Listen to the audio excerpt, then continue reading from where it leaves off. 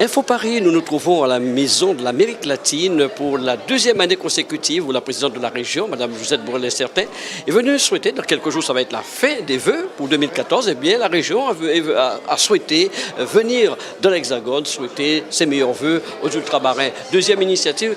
Pourquoi cette initiative a été prise par la région? Parce que c'est un moment important, c'est un moment, je crois, essentiel dans notre année.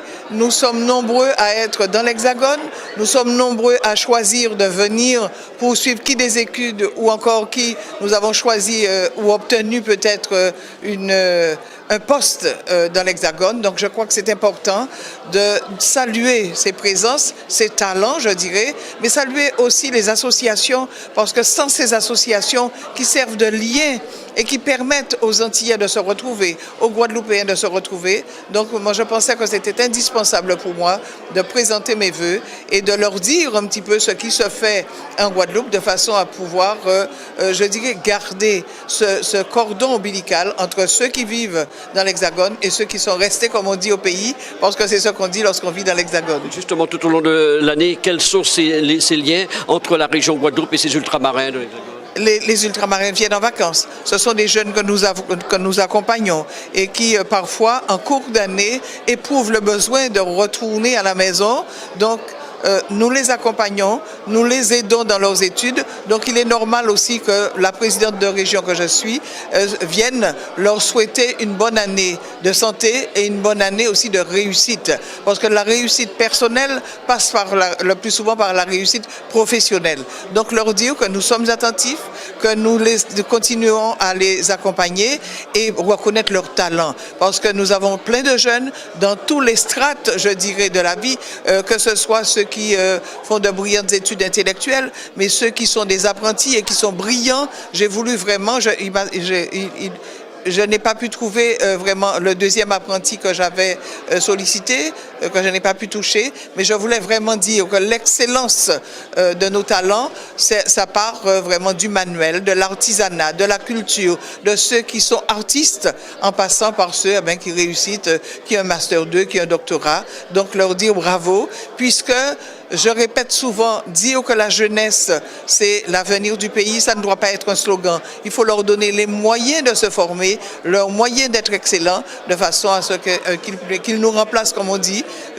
Et pour employer un terme que les anciens disaient, nous nous allons vers la sortie, vers la retraite, mais nous avons besoin que cette Guadeloupe ait des piliers, ait je dirais, des fondations solides. Les fondations, c'est l'investissement que nous faisons dans la jeunesse guadeloupéenne. On a vu la présence du ministre des Outre-mer, Victor Lurel, ici. Cette initiative va se renouveler. L'année prochaine, vous viendrez souhaiter les vœux aux ultramarins à nouveau? Chaque année, je viendrai. L'an prochain, je viendrai, comme on dit, si Dieu veut. Mais je viendrai parce que je crois que c'est important d'associer aussi. Il ne savait pas qu'il allait prendre la parole ce soir, mais je lui ai demandé de dire un petit mot, mais aussi de rappeler, comme je l'ai dit, parfois on n'est pas suffisamment fiers de ceux qui nous représentent et qui nous représentent avec talent. Donc, nous devons être fiers. Et aujourd'hui, je crois que tous ceux qui étaient là, nous étions fiers de nos jeunes parce qu'ils sont talentueux, ils sont, je dirais, des combatifs. Ils sont combatifs, donc nous devons être fiers d'eux et leur dire, nous comptons sur vous pour faire rayonner la Guadeloupe. Quand j'ai entendu Laura Flessel tout à l'heure, c'est vrai que nous avons tant et tant à prouver, à montrer et à faire rayonner vraiment notre région Guadeloupe. Mes chers invités, bonsoir. La région Guadeloupe vous remercie d'honorer de votre présence cette cérémonie des vœux. Nous souhaitons la bienvenue à tous ceux qui, ce soir, vont honorer cette cérémonie de leur présence. Mes chers invités, sans trop tarder, je vais passer la parole à notre présidente de région, Josette Borrell-Incertain, qui vous a invité ce soir pour recevoir les vœux de la région Guadeloupe. Ma chère présidente, tu as la parole.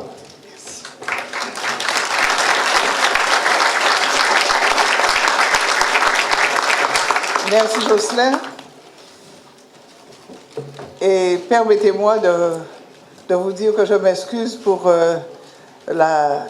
cette salle qui ne peut contenir tout le monde. Cela veut dire que vous êtes nombreux à avoir répondu à mon invitation. Nous nous sommes pris peut-être un jour trop tard, parce que j'avais souhaité avoir la salle du bas. Ça n'a pas été possible, mais votre présence me fait chaud au cœur. Monsieur le ministre des Outre-mer, cher Victorin, Madame et Messieurs les ambassadeurs, Madame la déléguée générale à l'Outre-mer de la mairie de Paris, Madame la déléguée interministérielle pour l'égalité des chances des Français d'Outre-mer, Mesdames et Messieurs les élus, Mesdames et Messieurs les parlementaires, Monsieur le directeur général de l'Agence de l'Outre-mer pour la mobilité, Mesdames et Messieurs les présidents d'associations, Mesdames et Messieurs les personnalités du monde de la culture, de la mode, parce que j'ai vu des gens, des femmes vraiment d'une élégance exceptionnelle ce soir. Donc, Mesdames et Messieurs les personnalités de la culture et du monde de la mode, Mesdames et Messieurs les journalistes, Mesdames et Messieurs en vos grades et qualités, chers compatriotes, chers participants et en particulier, chers jeunes étudiants guadeloupéens présents aujourd'hui parmi nous.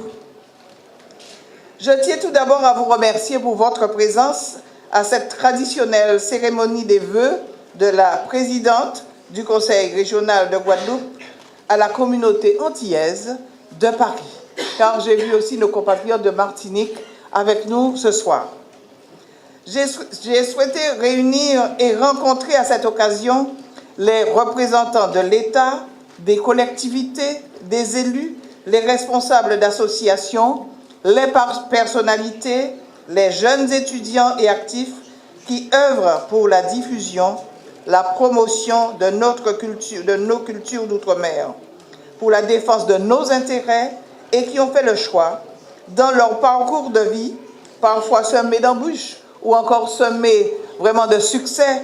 Et je pense à Laura Flessel, je regarde le papa de Teddy, donc de s'établir dans l'Hexagone et plus particulièrement en Île-de-France. Nous venons de vivre en Guadeloupe une année 2013 difficile. Difficile tant sur le plan économique que sur le plan social. L'inquiétude et parfois le désespoir de notre société guadeloupéenne fait face à ces difficultés et qui se sont trop souvent traduites par des excès de violence qui, bien au-delà des familles concernées, ont endeuillé notre Guadeloupe tout entière. Je sais que depuis l'Hexagone, depuis Paris, vous avez certainement suivi ces regrettables événements avec beaucoup d'inquiétude et de tristesse, tant pour les familles que pour votre île d'origine. Nous traversons une crise sans précédent qui touche l'ensemble des secteurs de la vie économique de la Guadeloupe, qui fragilise nos entreprises en touchant directement et sévèrement le secteur de l'emploi. Mais aucun fléau n'est irréversible, aucune difficulté n'est insurmontable et nous ne pouvons accepter cette situation comme une fatalité à laquelle on ne peut échapper. Pour relever les défis du chômage et de la violence, à l'instar de son action en 2013, le Conseil régional de Guadeloupe continuera à livrer une bataille sur tous les fronts afin de permettre à notre société de regarder l'avenir avec confiance et enthousiasme. Jeudi dernier, en prononçant mes vœux aux chefs d'entreprise, je leur ai demandé de m'aider. Je leur ai dit de m'accompagner dans cette croisade. C'est une véritable croisade que nous faisons contre le chômage. Et je crois que, par les échos que j'ai eus, mon cri, je dirais, a été entendu. Et je crois que les chefs d'entreprise ont saisi qu'il fallait obligatoirement que tous ensemble, on lutte contre le chômage et particulièrement contre le chômage des jeunes. En effet, les efforts doivent se poursuivre pour l'ensemble des demandeurs d'emploi. C'est la raison pour laquelle une conférence sur le développement économique positif sera organisée en 2014 afin de cerner les problématiques spécifiques de nos entreprises dans tous les secteurs et de proposer un modèle de développement que la collectivité régionale accompagnera par une offre de solutions de financement adaptées. Sur ce point, nous installerons le 30 janvier prochain le comité régional d'orientation de la Banque publique d'investissement dont la direction régionale Antilles-Guyane est basée en Guadeloupe. Ce partenariat prometteur sera certainement l'occasion de constituer un fonds de garantie régional qui interviendra en faveur de nos petites et moyennes entreprises lors de leur création, de leur transmission ou lors de leur mise en œuvre de programmes spécifiques d'investissement. L'année 2014 sera également l'année de la 10e édition de la Route du Rhum. Et je voudrais jeter un coup d'œil à M. Bogic qui est là. Voilà, très bien M. Bogic, merci d'être là.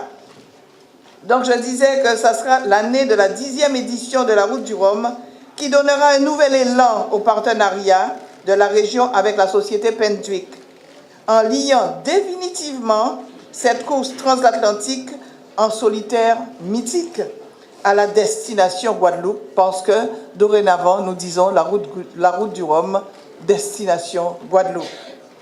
En mobilisant l'ensemble des opérateurs et des acteurs du tourisme, du transport, des produits du terroir et plus largement du développement économique, nous remporterons ensemble ce formidable challenge que constitue la Route du Rhum, destination Guadeloupe.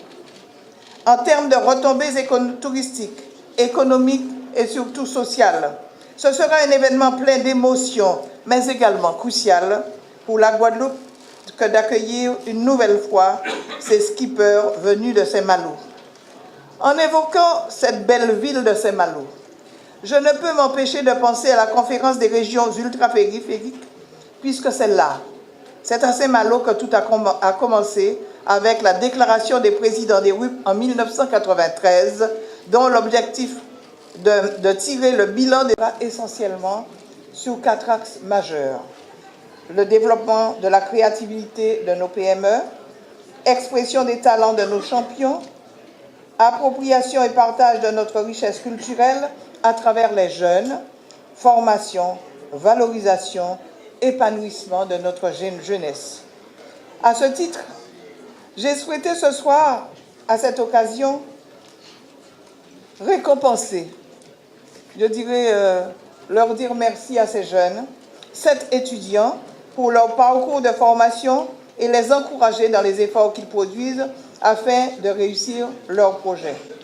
Je leur remettrai notamment une médaille du Chevalier Saint-Georges en tant que symbole de réussite sociale et de polyvalence professionnelle qui a connu à son époque, au XVIIIe siècle, un destin exceptionnel.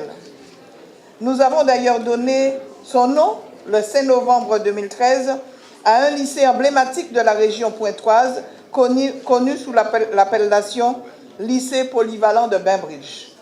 Dans la continuité de la campagne initiée par mon prédécesseur de dénomination des lycées de Guadeloupe visant à valoriser des personnalités guadeloupéennes qui, par leur œuvre, leurs actions, leurs recherches, ont laissé une véritable empreinte à travers l'histoire. Oui, la jeunesse, c'est l'avenir, et comme le disait si bien Maryse Condé dans son ouvrage « La planète Orbis », les jeunes, ils sont les seuls capables de réinventer la vie. En tant qu'étudiants, ils bâtissent leur futur, et je les remercie tout particulièrement pour leur présence ici ce soir. Parmi eux, je veux féliciter les jeunes talents et talents confirmés récompensés par le Casodome lors de sa belle cérémonie au Palais d'Iéna, le 25 novembre 2013, dont je sais que certains sont présents ce soir. René-Jean Corneille, Loïc Iskaï, Lionel Marcin, Kimberly Nelson, Jérémy Roll, Jean-Marie Vespasien et Olivier Volsi.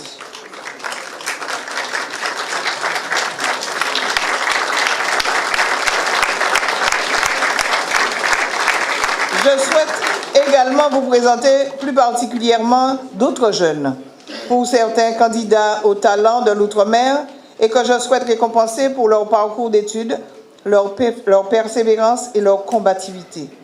Vous êtes tous la preuve vivante et très concrète de l'audace ultramarine.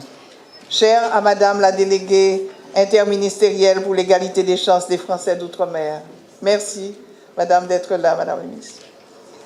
Par votre réussite, vous prouvez que le système éducatif français arrive à faire émerger et réussir des citoyens, qui plus est, d'outre-mer, en remplissant sa mission de transmission des connaissances, mais également de l'ensemble des valeurs républicaines de liberté, de fraternité, de laïcité, d'égalité des chances et de non-discrimination. Devenez, mes chers jeunes, devenez des ambassadeurs de la réussite ultramarine auprès de vos proches, de vos collègues et surtout de nos plus jeunes concitoyens qui ont besoin de modèles pour continuer avec courage et détermination dans leur quête de réussite professionnelle, personnelle et qui s'inscrivent parfois dans des cursus de formation similaires aux vôtres. Nous avons par le passé et aujourd'hui même des exemples d'originaires de Guadeloupe qui font autorité dans leur domaine de spécialité respectifs. Certains sont plus connus que d'autres.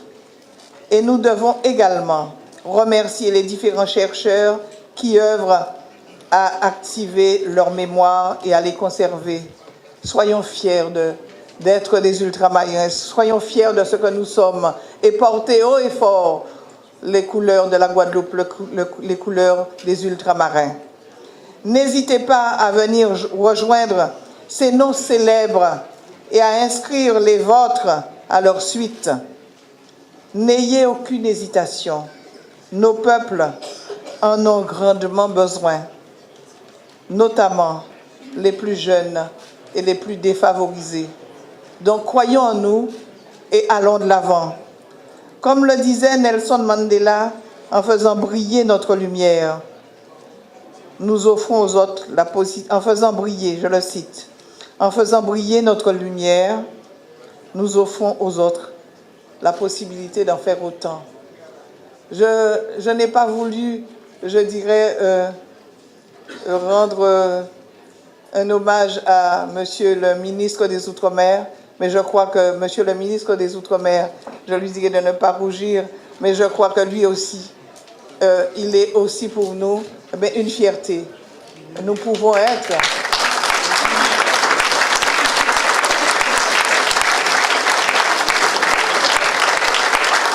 parmi les jeunes que j'ai devant moi, nous pouvons avoir un futur ministre des Outre-mer ou un futur ministre. Donc, je crois que cette jeunesse guadeloupéenne, nous sommes fiers de vous. Et même si parfois, par accident de la route, il arrive que certains de nos jeunes, je dirais pour dire une phrase bien de chez nous, fassent des bêtises, mais je crois qu'il suffit parfois de leur tendre la main, de leur redonner confiance en eux, ils retrouvent l'envie d'aller de l'avant. Et c'est ce que nous faisons tous. Et aujourd'hui ici, je regarde et je suis fière de mon élève d'art appliqué, d'art plastique, et je le retrouve avec plaisir. Et chaque fois que je vois un ancien élève qui réussit, je dis vraiment, c'est le merci que nous attendons tous, vous parents, vous associations qui accompagnez les jeunes.